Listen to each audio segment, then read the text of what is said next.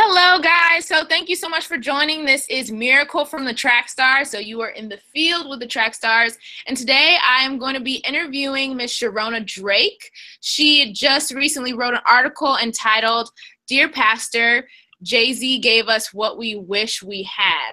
So we actually posted this up. If you follow us on Facebook, if you're liked our page, the Trackstarz Universe, I'm sure you've seen some of the commentary on it.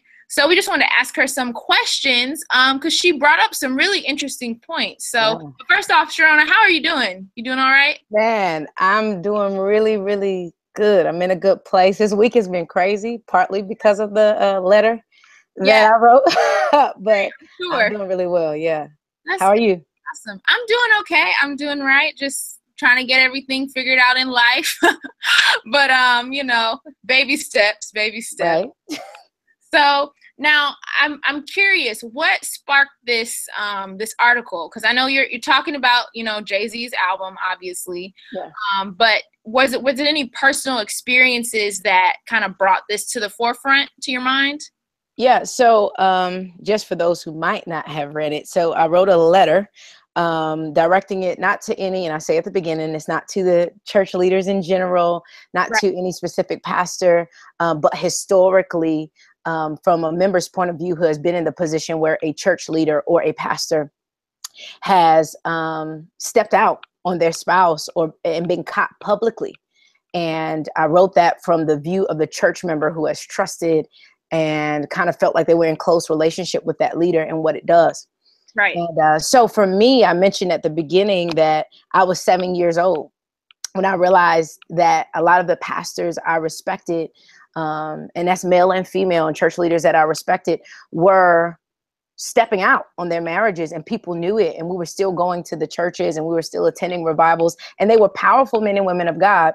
But I remember being 7, like I could still see it at this church where I had just overheard some adults talking about how this particular pastor was sleeping around. Everyone knew it.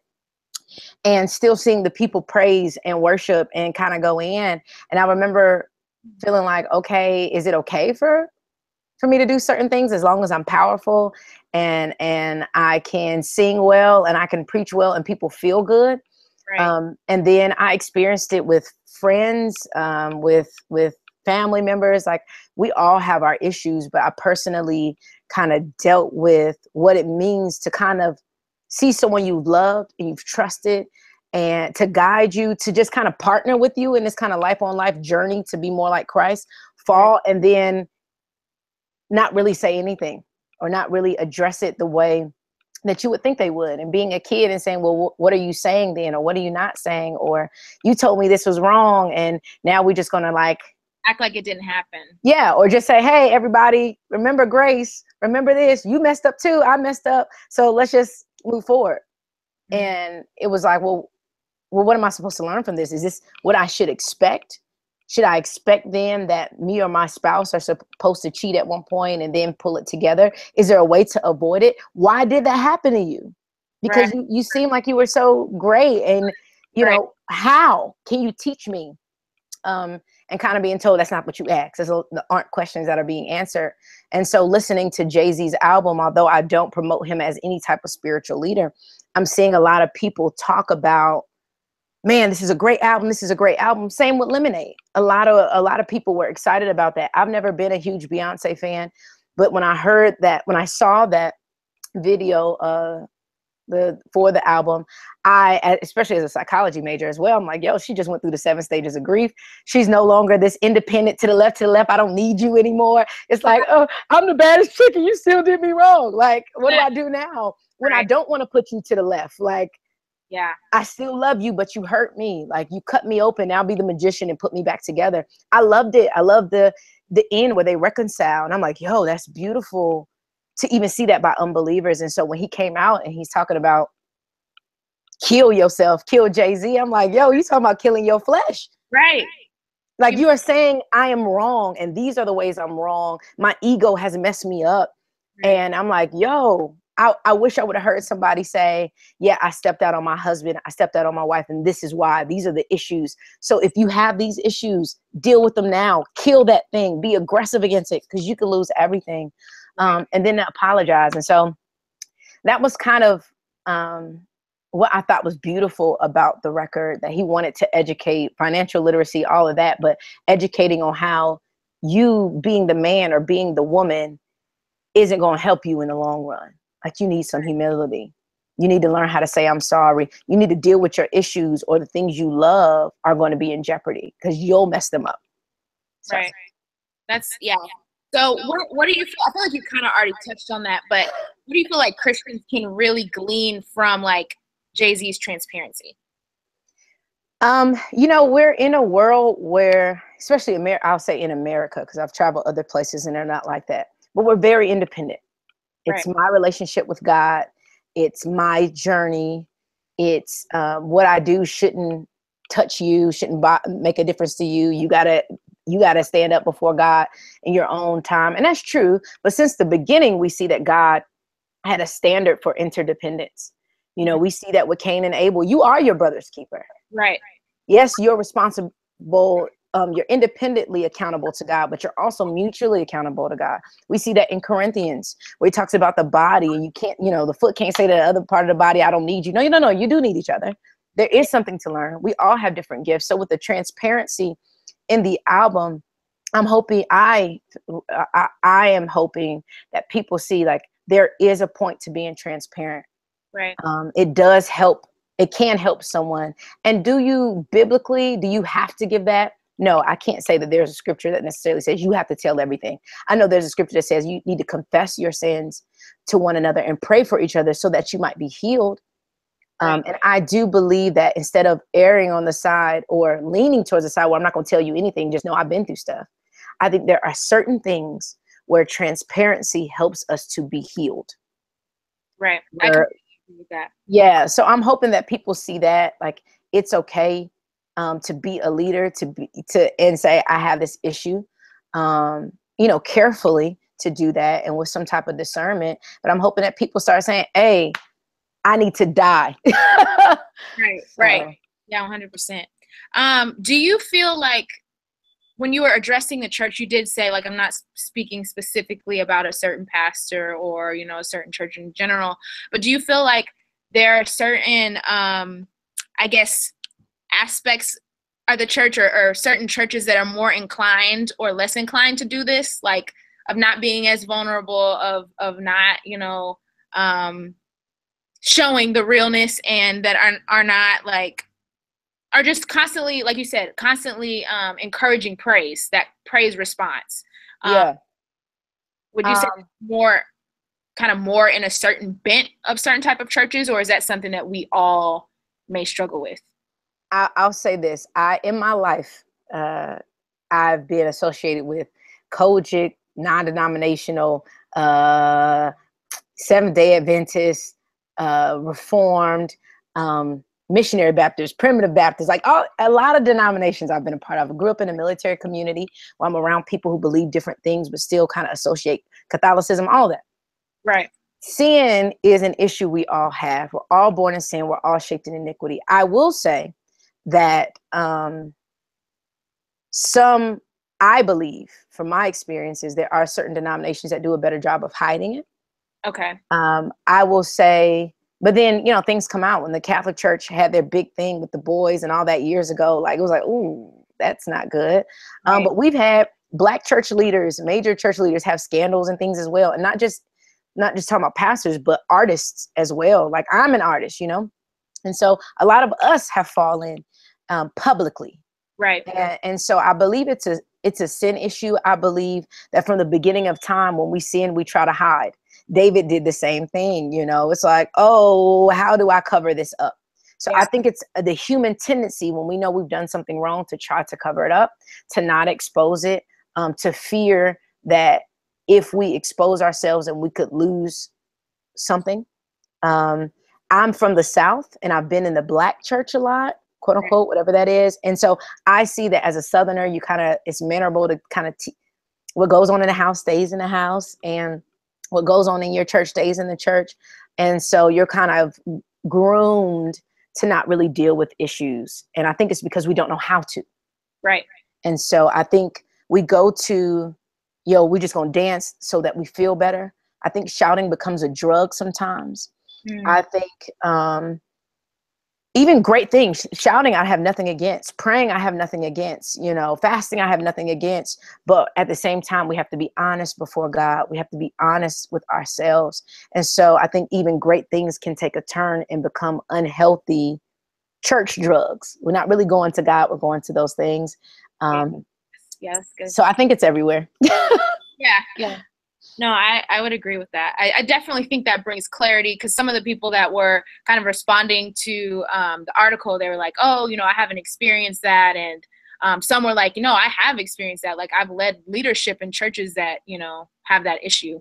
Right. And to that, I mean, it comes out publicly, but I've had issues. I'm a ministry leader and have been. Thank God that there are things that haven't become public, but I've had to learn to kill those things in my private time too. So even if it hasn't been a public issue, I think there are things that we deal with privately that sometimes we need to air out.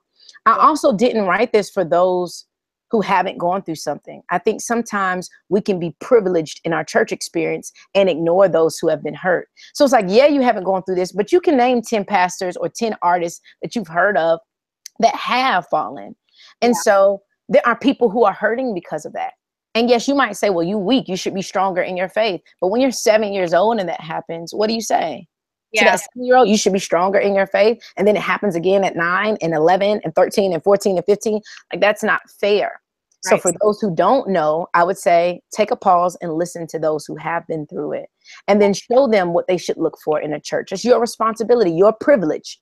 Understand your privilege and be there for the marginalized and those who haven't been able to experience it.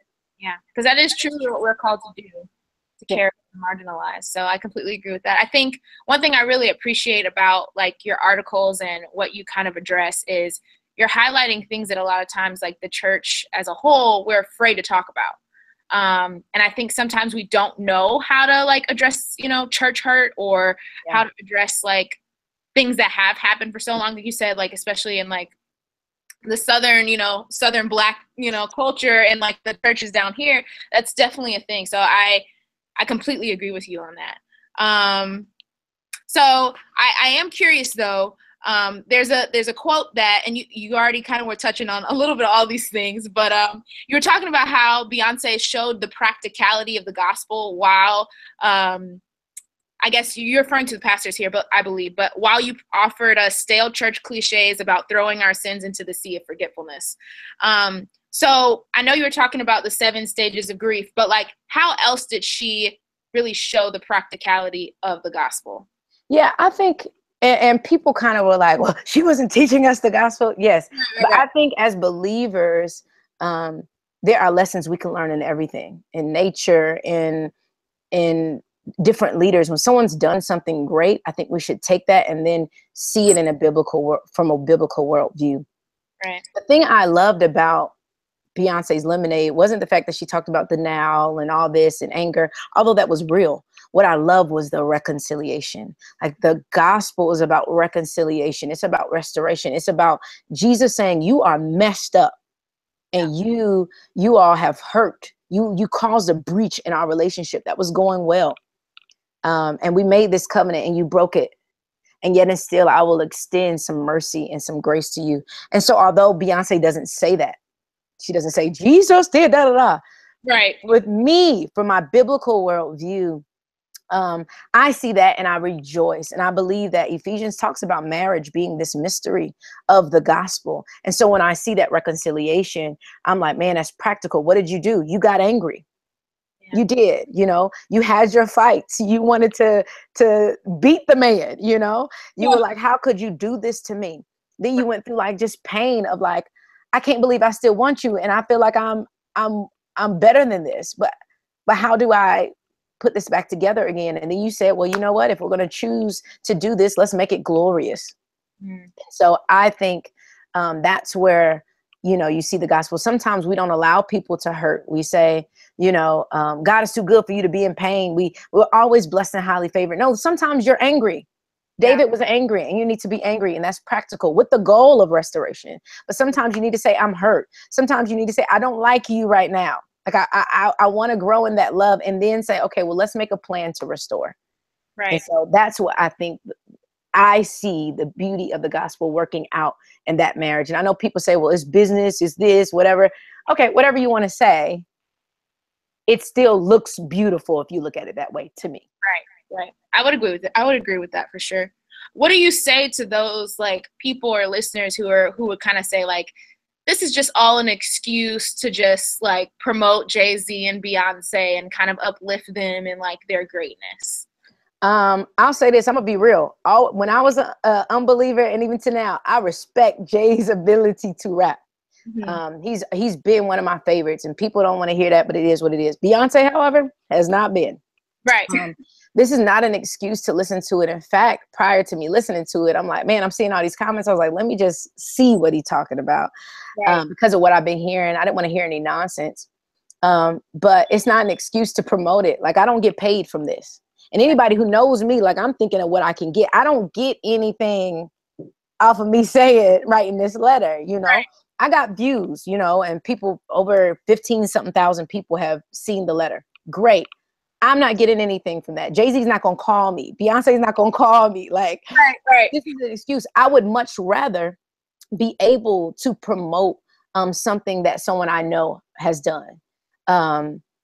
You know, Kareem Manuel put out a song on his, oh my gosh, on one of his mixtapes. It wasn't Until Forever. I think it was Until Then, where he does a song talking about reconciliation with a minister who has fallen.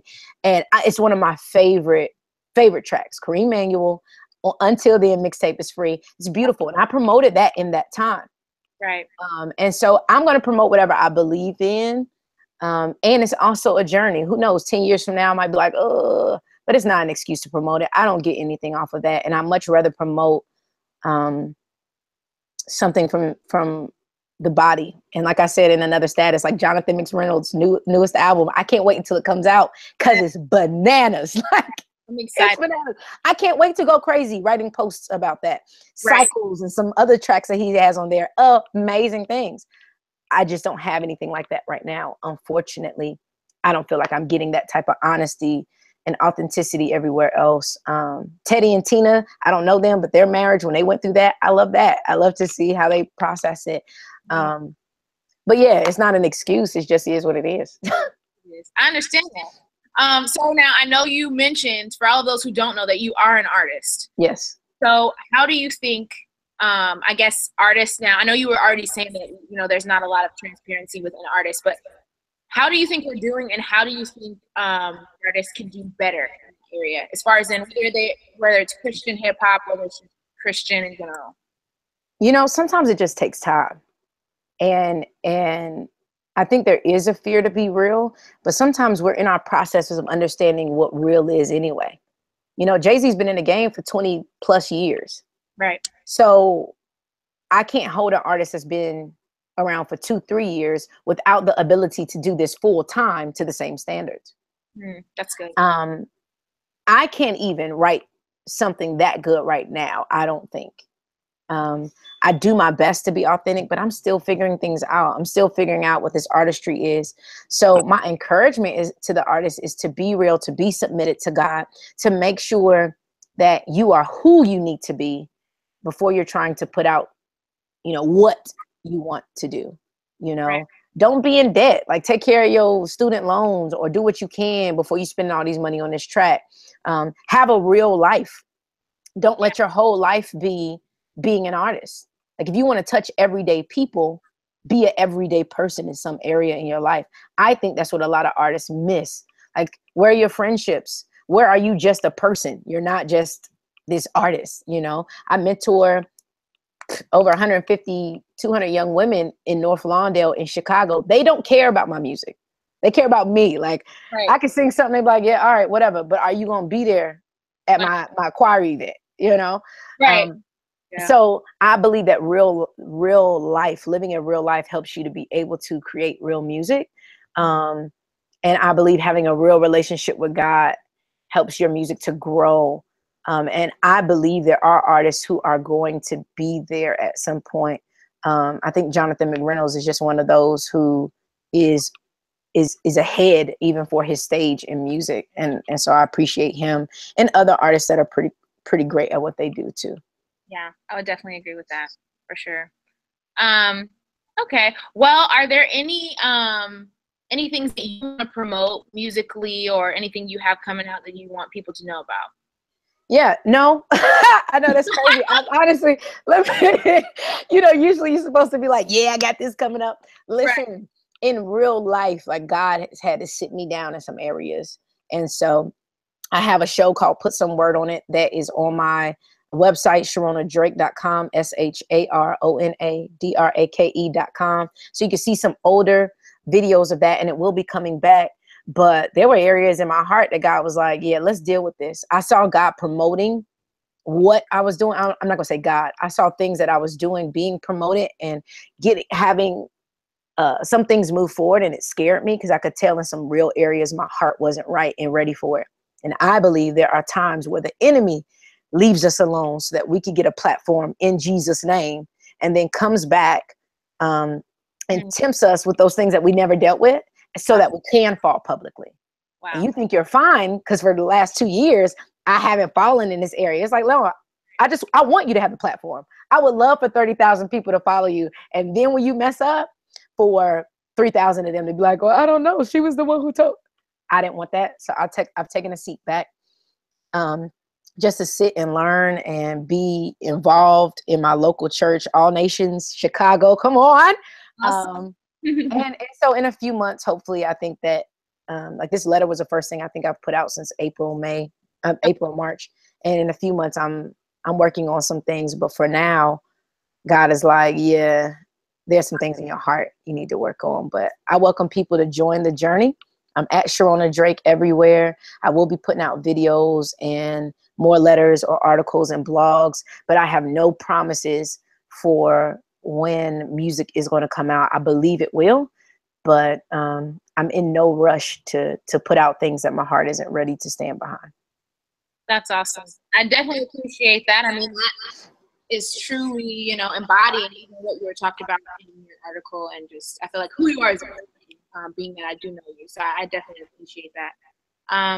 Oh, I do have some shirts though, some Serve Your City shirts on my website, because God says to seek the welfare, and Jeremiah to seek the welfare of the city that he's exiled you to or placed you in, and to pray for it on its behalf. And when it prospers, you will prosper as well. And so I believe that in serving locally.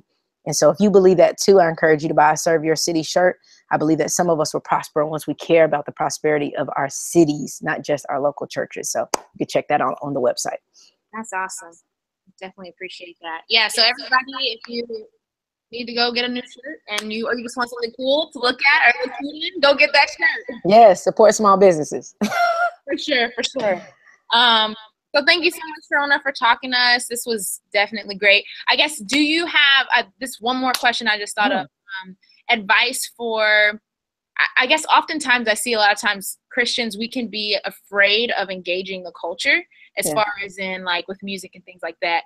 And so I think that may have been why there was some pushback on this article, because it's like, oh no, like that feeling of kind of helping out the mainstream. Right. What are some suggestions that you would have for that? If someone feels like I feel like the person who's not going to listen to a Jay-Z album is not going to listen to it. So that person didn't listen to it whether I wrote the letter or not. Right. There were people that were so upset by the headline that I'm talking to them. I'm like, did you read it? No, I don't have to read it because it's the devil. You just saw the two. You know what I mean? That person is not going to listen to the album. Right. And I think that, yes, we have to be careful, because there might be some people who listen to the album and hear something else. But in our being careful, that doesn't mean that I have to be scared. Yeah. And so I think sometimes we try to be so cautious that we don't do anything. I believe God uses people who makes decisions. Peter made decisions. He was wrong sometimes, but he was right at other times. Yeah, Peter, you probably shouldn't cut off his ear. But you did say that, Jesus is the Son of God. Right. So, I make decisions. That's just me. And so if you're following my journey, you'll see me make some good ones. Hopefully more good than bad. I'm trying to position my heart in such a place that I can discern what God's will is. But I'm not perfect. I'll make mistakes. And so for those who are like, well, how do I engage? I would say check your heart. I don't try to be in a position where I'm trying to promote things of this world. Even in me talking about the album, my goal is to promote Christian principles. My goal is to promote conversation. My goal is to promote authenticity. My goal is to say, man, I wish you would have given us, Pastor, this, so that I wouldn't get so much from this album, that I could listen to it and be like, whatever. My pastor talks about this all the time, which my particular pastor does. But for years that wasn't the case. Yeah. And so, you know, check your heart. Don't do anything for man, you know. Try to be, you know, as discerning of your heart as you can be, even though it's only God can discern it, and know that you'll make mistakes along the way. And God is so good that if you stay in his presence and if you stay on your knees and if you stay before him, he'll transform you. He'll finish the good work he's begun. So you don't have to fear that. Just seek him. That's so true. Well, thank you so much again for talking to us, Sharona, or to me. Thank you. I'm glad we were able to get, you know, you to just kind of discuss this and just understand your heart behind it. And hopefully people will definitely appreciate the message that you are communicating even more now that they will be able to see this and hear your heart. Well, I appreciate you all so much for even reaching out. That was crazy. Yeah, of course. All about that support. Well, again, everybody follow Sharona, SharonaDrake.com. Social media too, right? At Sharona Drake everywhere. Yeah. Awesome. Well, thank you so much, Sharona. And if you're ever in Atlanta, you are more than welcome to come to the show. So I'm coming. Let us know. All right. Thank you so much. Thank you. All right. Bye-bye. Bye.